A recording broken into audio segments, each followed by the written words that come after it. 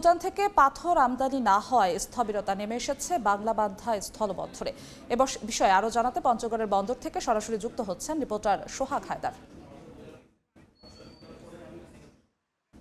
আমরা এই মুহূর্তে দাঁড়িয়ে আছি দেশের ৪ দেশীয় স্থল বন্দর পঞ্চগড়ের বাংলাবান্ধা স্থল বন্দরে। এই বন্দরে দেখেছি একসময় মানুষজন বা এই বন্দর সংশ্লিষ্ট যারা রয়েছে তারা কর্মযজ্ঞে ব্যস্ত থাকলেও কিন্তু এখন প্রায় সুনসান নীরবতা বিরাজ করছে। কারণ জানুয়ারি মাস থেকে এই বন্দরে পুরোভাবেই কিন্তু ভুটানের যে পাথর পণ্যবাহী পাথর বোঝাই ট্রাক আছে সেটি কিন্তু এই বন্দরে প্রবেশ বন্ধ হয়ে গেছে। এতে করে কিন্তু এখানে গাড়ি না আসায় কিন্তু এই জায়গাটিতে এখন সুনসান, রাস্তা জুড়ে কিন্তু ফাঁকা হয়ে রয়েছে। আমরা জেনেছি যে ভারত এবং ভুটানের মধ্যে চলা অভ্যন্তরীণ যে স্লট ইস্যু রয়েছে, যেটিকে অনলাইন ফি বাবদ বলা হয়, ভারত যেটি অনলাইন ফি দিয়ে বাংলাদেশে পণ্য পাঠিয়ে থাকে পাথর, সেটিকে ভুটানকে তাদের আওতায় আনার দাবিতে তারা ফুলবাড়ী স্থল বন্দরে কিন্তু আন্দোলন করে আসছে, যার কারণে কিন্তু এখন পর্যন্ত বাংলাদেশে কোনো গাড়ি প্রবেশ করছে না। আমরা জেনেছি যে ভুটান এই স্লট বুকিং এর আওতায় না আসার জন্য কিন্তু তারা তাদের যে বোল্ডার পাথর রয়েছে সেটি কিন্তু রপ্তানি করছে না বাংলাদেশে। একই সাথে জানিয়ে রাখি,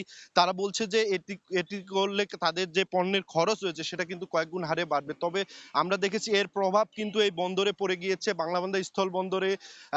এই গত ২ মাস ধরে কিন্তু পাথর ঠিকমতো না আসায় কিন্তু এখানকার যারা সংশ্লিষ্ট রয়েছে তারা কিন্তু সে পাথরের যে চাহিদা সেটা পূরণ করতে পারছে না। আমরা জেনেছি যে ভারত থেকে কিছু সংখ্যক পণ্য পাথর আসলেও কিন্তু এটা দিয়ে কিন্তু এই বন্দরের বা এখানকার চাহিদা পূরণ হচ্ছে না। কারণ আমরা জেনেছি যে এই বন্দরে যে প্রত্যেকদিন ৩০০ থেকে ৪০০ পণ্য বোঝাই পাথরের প্রয়োজন, সেখানে কিন্তু বর্তমানে ৪০ থেকে ৫০ ট্রাক ভারত থেকে পণ্য আসছে।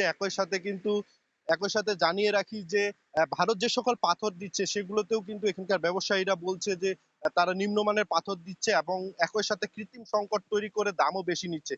তো সার্বিক বিষয়ে বলা যায় যে এ বন্দরে কিন্তু ভুটানের যে পাথর রয়েছে সেটি না আসায় কিন্তু এখানে স্থবিরতা নেমে এসেছে এবং এখানকার সংশ্লিষ্ট ব্যবসায়ী যারা রয়েছে তারা কিন্তু চরম বিপাকে পড়েছে, একই সাথে শ্রমিকরাও বিপাকে পড়েছে। তো এ ছিল আমার কাছে পঞ্চগড়ের বাংলাবান্ধা স্থল বন্দর থেকে সর্বশেষ।